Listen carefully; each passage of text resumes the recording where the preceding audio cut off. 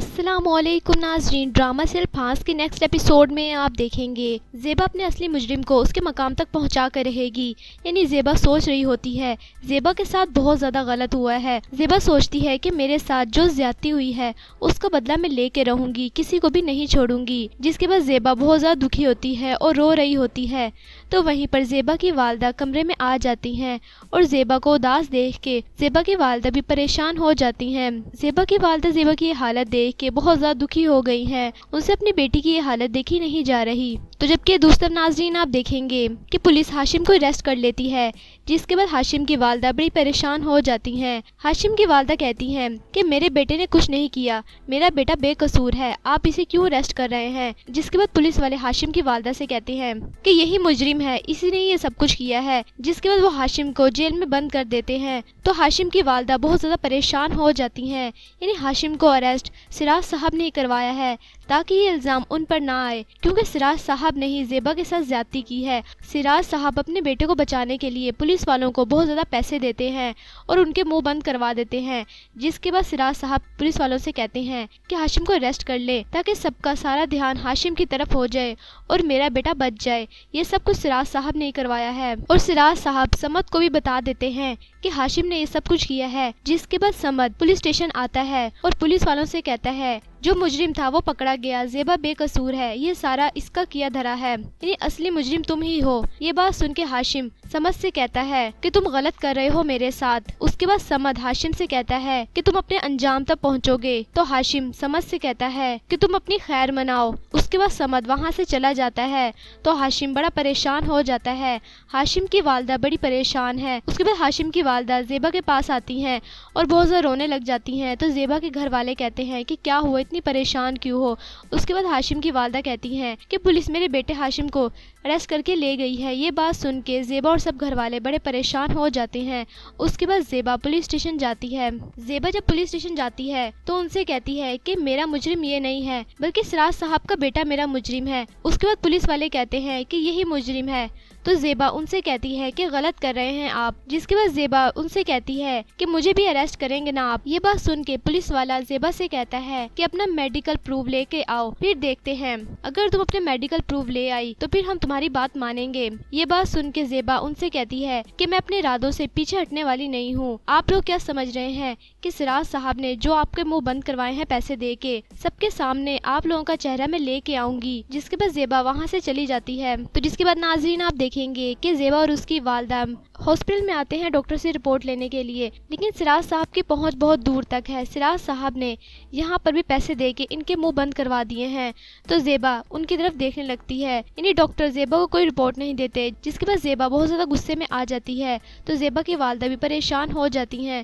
زیبا ان سے کہتی ہے کہ مجھے بہت زیادہ ضرورت ہے، پلیز میری ہیلپ کریں آپ۔ تو جبکہ دوسری طرف ناظرین آپ دیکھیں گے کہ زیبا کی بہن فراز زیبا سے کہتی ہے کہ زیبا شادی کرنا چاہتی ہو تم سمجھ سے؟ یہ بات سن کے زیبا کہتی ہے کہ کیا کہہ رہی ہو تم؟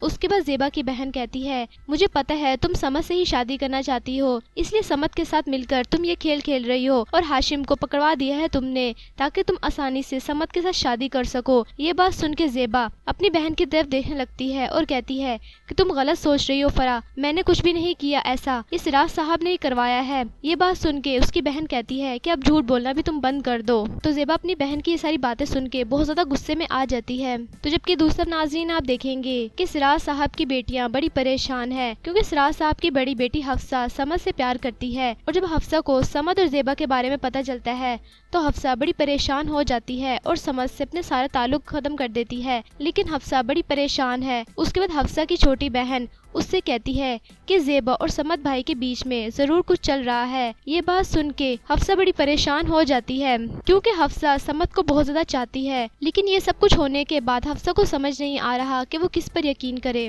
تو جبکہ دوسرے ناظرین آپ دیکھیں گے کہ سمد جب سراج صاحب کے گھر پہ آتا ہے تو حفصہ سمد سے کہتی ہے کہ مجھے نہیں کرنی تم سے شادی، تم زیبا کے ساتھ ہی شادی کرو۔ سمد حفصہ کو یقین دلاتا ہے کہ یہ سب کچھ میں نے نہیں کیا، لیکن حفصہ کو یقین نہیں آتا۔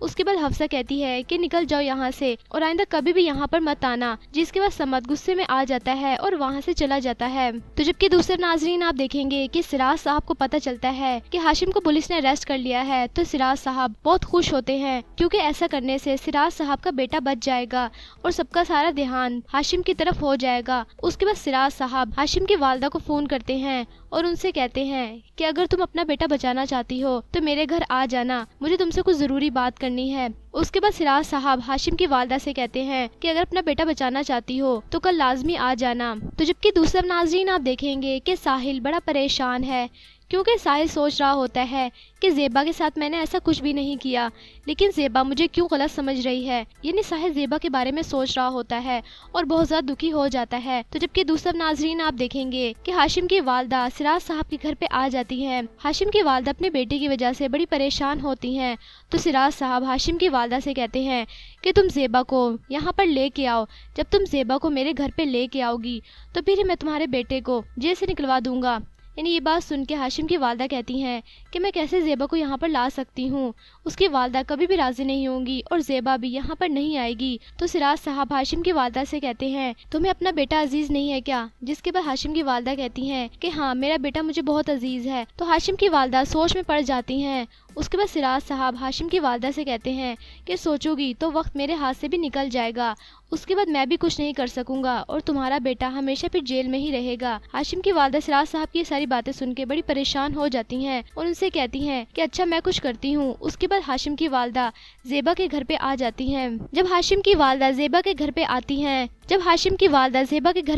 ہیں تو زیبا اور اس کے گھر والے کہتے ہیں کہ آپ بیٹھ کر بات کریں، تو ہاشم کی والدہ کہتی ہیں کہ میں بیٹھنے نہیں بلکہ زیبا کو اپنے ساتھ لے جانے کے لیے آئی ہوں۔ یہ بات سن کے زیبا کی والدہ کہتی ہیں کہ کہاں پر، تو ہاشم کی والدہ کہتی ہیں کہ زیبا کو میرے ساتھ چلنا ہوگا، اگر زیبا میرے ساتھ نہیں چلی تو میرا بیٹا مشکل میں آ جائے گا۔ اس کے بعد زیبا ہاشم کی والدہ سے کہتی ہے کہ کہاں پر چلنا ہے، تو ہاشم کی والدہ زیبا سے کہتی ہیں کہ سراج صاحب کے گھر پہ چلنا ہے۔ یہ بات سن کے زیبا اور زیادہ غصے میں آ جاتی ہے۔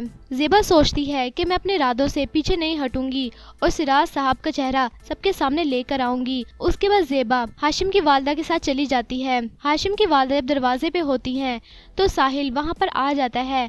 ہاشم کی والدہ کو دیکھ کے ساحل کہتا ہے کہ زیبا کہاں ہے، زیبا آپ کے ساتھ آئی ہے کیا؟ اس کے بعد ہاشم دروازے کی طرف ادھر ادھر دیکھنے لگتا ہے۔ تو آپ کے خیال میں کیا زیبا ہاشم کی والدہ کی بات مان کے سراج صاحب کے گھر پہ آ گئی ہے؟